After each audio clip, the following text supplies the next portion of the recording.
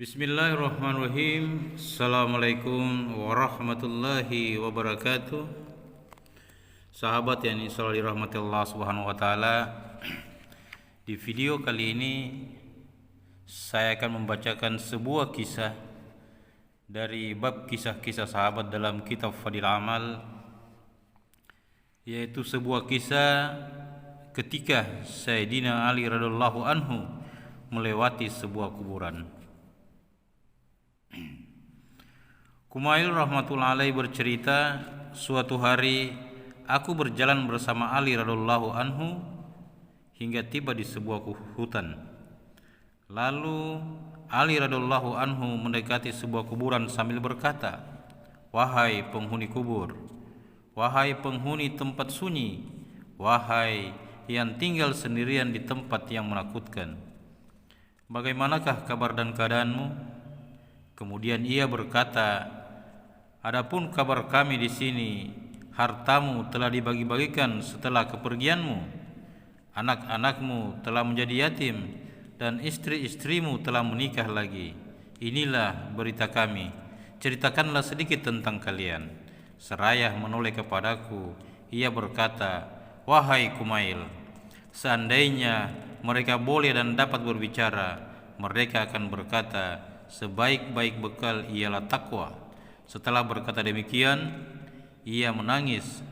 "Wahai Kumail, kubur adalah tempat menyimpan amal, dan kita akan mengetahuinya ketika mati." Faedah: amal baik atau buruk seseorang akan tersimpan di dalam kubur bagaikan tersimpan di dalam kotak. Banyak hadis yang menjelaskan bahwa amal akan datang berupa seseorang yang tampan. Ia akan menjadi sahabat dan penghibur si mayit. Sebaliknya, amal buruk akan datang berupa sesuatu yang buruk rupa, busuk, dan hanya akan lebih menyengsarakan mayit. Sebuah hadis menyebutkan 3 hal yang mengiringi manusia sampai ke kuburnya, yaitu hartanya sebagaimana kebiasaan Arab kuno, kemudian keluarganya, dan amal perbuatannya. 2 hal yaitu harta dan keluarganya akan kembali setelah penguburan, yang tinggal bersamanya hanyalah amal perbuatannya. Suatu ketika baginda Nabi SAW bertanya kepada para sahabatnya, "Tahukah kalian bagaimana perumpamaan kalian dengan sanak saudara kalian, harta kalian, dan amal perbuatan kalian?" Atas keinginan para sahabat, baginda Nabi SAW bersabda, "Perumpamaannya bagaikan seseorang yang memiliki 3 saudara. Menjelang kematiannya, ia memanggil saudara-saudaranya dan berkata, 'Saudara-saudaraku, kalian telah mengetahui bagaimana keadaanku ini, maka bantuan apakah yang dapat kalian berikan kepadaku saat ini?' Saudaranya yang pertama menjawab, 'Aku akan merawatmu, aku akan mengobatimu, dan aku akan melayani dengan segala keperluanmu. Jika kamu meninggal dunia, aku akan memandikanmu, mengafanimu, memikulmu, dan menguburkanmu. Lalu aku akan senantiasa mengingat kebaikanmu.'" Baginda Nabi SAW bersabda, saudara seperti ini adalah sanak saudara dan keluarganya. Kemudian pertanyaan yang sama diajukan kepada saudaranya yang kedua. Lalu ia menjawab, "Aku akan bersamamu selama engkau masih hidup. Jika kamu meninggal dunia, aku akan pergi kepada orang lain." Saudaranya ini adalah hartanya. Kemudian ia memanggil saudaranya yang ketiga dan menanyakan hal yang sama.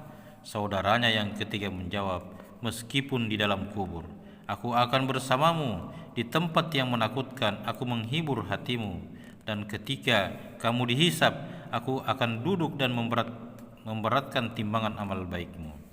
Saudaranya yang ketiga ini adalah amal solehnya.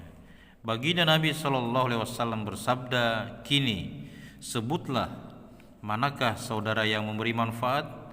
Para sahabat radhiyallahu anhu menjawab, "Ya Rasulullah, jelas saudara yang terakhir inilah yang bermanfaat. Yang pertama dan kedua sudah tidak bermanfaat."